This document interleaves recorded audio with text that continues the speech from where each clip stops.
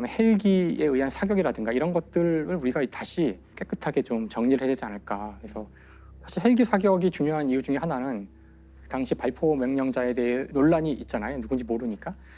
헬기는 절대로 자위권 발동으로 총을 쏠 수가 없거든요. 그렇죠.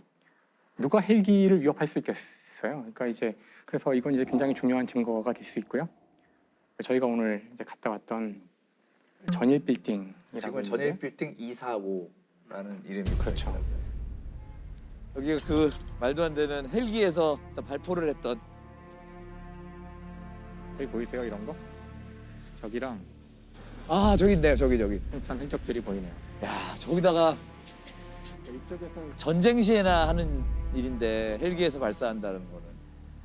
여기가 이게 이게 엄청나네. 기둥 때문에 여기가 제일 많네요.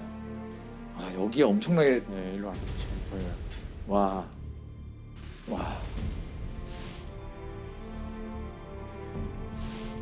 그러니까 이렇게 막 쏟아져 들어온 거죠. 쏟아 들어오니까. 여기 높은 빌딩이 없다고 하더라고요, 이 근처에. 그러니까 이거 위에서 쏜 거니까 헬기가 맞죠. 도대체 왜 헬기가 건물에 총을 이렇게 막 난사했을까? 민간인한테 그렇죠. 말도 안 되는 거죠. 이게. 말도 안 되는 거죠. 245라는 숫자가 처음에는 의미를 몰랐는데 그 245가 빌딩에 남아 있는 그 헬기의 기총 솟아 자국의 개수가 그러니까 탄은이 245개라는 뜻이더라고요. 245개는 난사를 했다라는 거죠. 네. 계속. 그 민주화운동이 있은 당시 거기 현장에 있었던 조비오 신부님이라고 계신데요. 조비오 신부님이 헬기가 그 기총을 솟아했다. 이제 이런 증언들을 많이 했었거든요. 여러 증언들이 있었는데 당시는 신군부 쪽에서 뭐 헬기가 뭔지도 모르는 민간인들이 무슨 소리냐고 그거 그냥 헬기 소리라고 이래가지고 당시 조사도 이루어지지 않아요. 그냥 제기만 됐다가 그냥 묻혀버립니다. 근데 2016년 전일 빌딩이 리모델링이 되는데요. 그 과정에서 파악이 되고 있지 않았던 그 탄은에 대한 조사가 자세하게 이루어지게 돼요.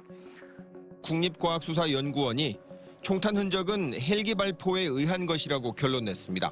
국과수는 창틀을 뚫고 지나가거나 스쳐 지나간 총탄이 벽에 박혔다며 탄도를 계산했을 때 공중 정지 상태에서 비행 중인 헬기에서 쏜 것으로 보인다고 덧붙였습니다.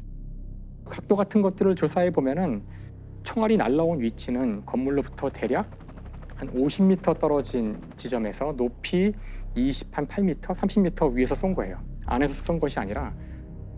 그런데 그 일대에는 이것보다 높은 건물은 없어요.